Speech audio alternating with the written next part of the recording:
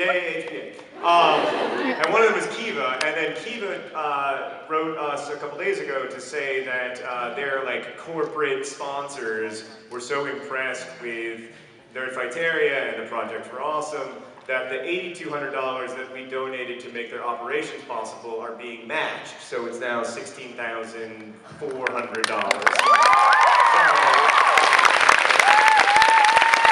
And best of all, it was donated by a corporation who get this, wishes to remain anonymous. Whoever heard of such a corporation?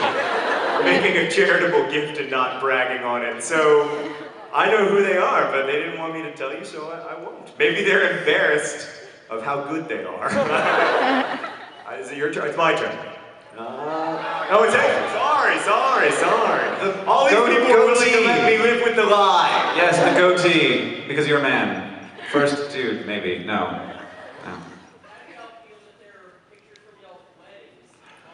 Yeah, the wedding picture thing. Having pictures of our weddings on the internet, which is, and like having people be like, here, I maybe took one of the pictures of you and Sarah and actually placed a Yeti face on her and re-uploaded it and was like, But you can still, if you like, dig deep enough. Well, I mean, there is a little weirdness to that. You know? I uploaded the pictures of my wedding, but they were carefully curated. So Sarah was like, I don't mind if people see pictures of me when they Google image search me, but I want to choose the pictures. You know, it's fine. Like I don't, you know, my wife has a public career and a public life, and so in many ways does Hank's wife. And a lot of that stuff is separate from Nerdfighteria, but not all of it is. They're both Nerdfighters. They both watch all of our videos. They both watch a lot of videos in Nerdfighteria. And so, you know, I'm okay with it. I understand that it's sort of like part of the deal. You make the deal. Catherine is like a huge fan of YouTube. Like she's a huge Toby Turner fan, and she like really like gets like she's like so happy that she gets to meet these people because she's married to me. And so it's sort of weird for her to be on both sides. Like, I mean, I'm a huge fan of a lot of YouTubers too, but she really feels like she's just a fan. And when people come up to her and are like, I really admire what you do on YouTube, she's like, what? I play video games, and I try not to curse. Like, that's the whole thing. So it's... And that, well, and that's Sarah, what she tries hardest on. That's like what she works the most on when we're playing Hank games, is not cursing. I don't think... Video games in the Green household are not a clean experience, generally. No, not for us either, but I think, so Sarah, my wife has started making Hank game videos as well in the last couple days. One of the ones that hasn't been uploaded yet, I hit her in the face with the Wiimote. Bad enough that like she has a little, I mean, I feel bad. She has like almost a little bit of a black eye.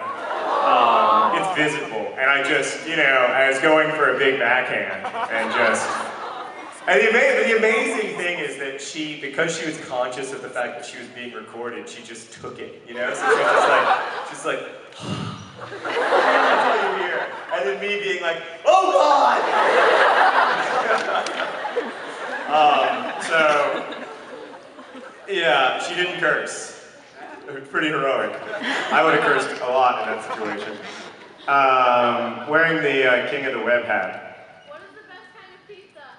What is the best kind of pizza? Well, I've kind of given up on most red meat and like processed meats, including, don't tell the Epic Mealtime guys, bacon. I know, can I even be on the internet? Do they even allow me on the internet if I stop eating bacon? So I usually get my pizza with like green peppers, onions, mushrooms, that kind of stuff. We have this really amazing pizza place in Missoula, Montana. If you're ever visiting, it's called Biga, B-I-G-A Pizza, and you should eat there because it's like gourmet. It's the best food in Missoula. Did they pay you to say that? You just feel, of course. we take those gigs all the time. And that's why we don't do product placement in a single word, because otherwise Hank would be... How would you know if I really liked Biga Pizza? How would you know if Hank was sincere, if there were a chance that you were being paid to do it? Oh shoot. That means our time's up. Let's take 2 more questions. Okay, 2 more questions. Standy Uppy. Hi. Now everybody's gonna stand.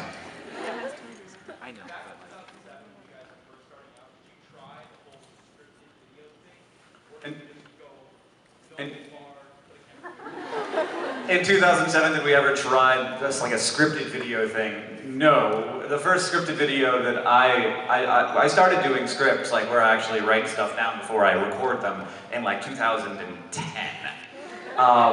And now I do that fairly regularly. I feel like it speeds it up. But in early times, it was like sort of have ideas, sit down and talk for 20 minutes, cut it to 3, and you know, ha ha ha, it's so funny because I've distilled all of my jokes into 3 minutes. I still do it that way. Yeah, I still don't. I write. I always, and I've done this since the very beginning. I write a lot of notes, and I write a lot of. So, for instance, if I have a question Tuesday, I write down the questions I'm going to answer. I go through the comments and the tweets and everything, and I write down the questions I want to answer. And I make notes about the answers I want to give, but I don't like read from those notes because then to me it always sounds scripted. Like I'm not a good enough actor. You know, I'm not like the But you script for Crash Course. Oh yeah, we do scripts for Crash Course. No, I know all that stuff. He just sits down and he tells the entire story of the French Revolution. No problem. Yeah, no, basically, just Stan turns on the camera. By the way, Stan and Danica are here.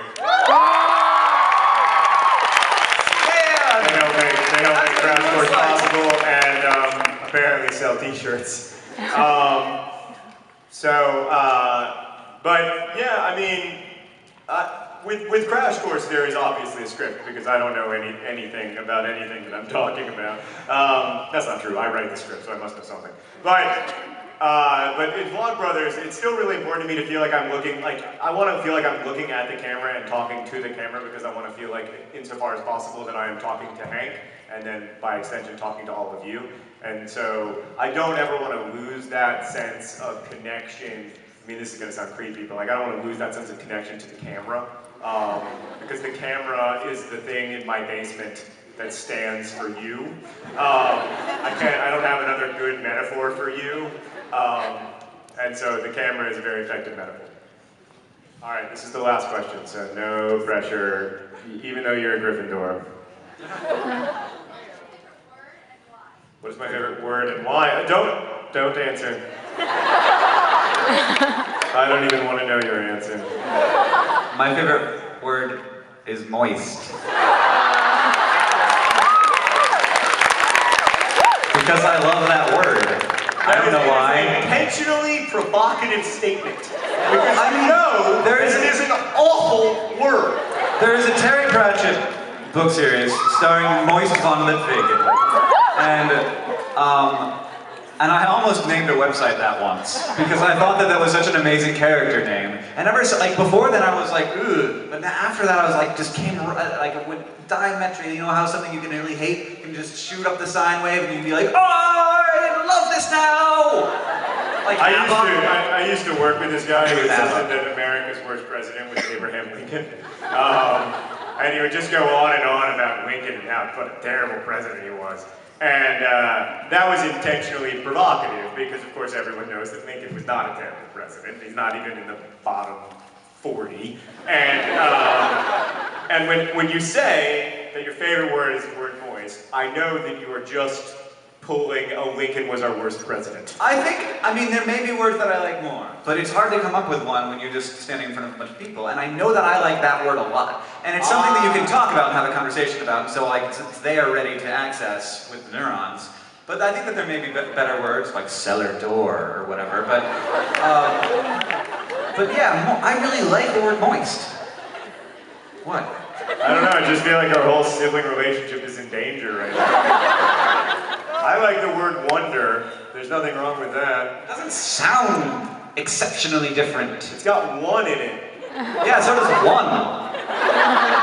I like that word too. I like winning. It's a surprisingly complicated question that it may lead to the end of our brotherhood. So we now have to announce bad news. How can you be sad when you don't know what it is? Because it's bad. It's bad! Jeez! The bad news is that we cannot pose for pictures because there are a lot of you here. But what we're gonna do, we got a strategy for this. We're gonna pose together, and then I'm gonna hold out my arm, and you're gonna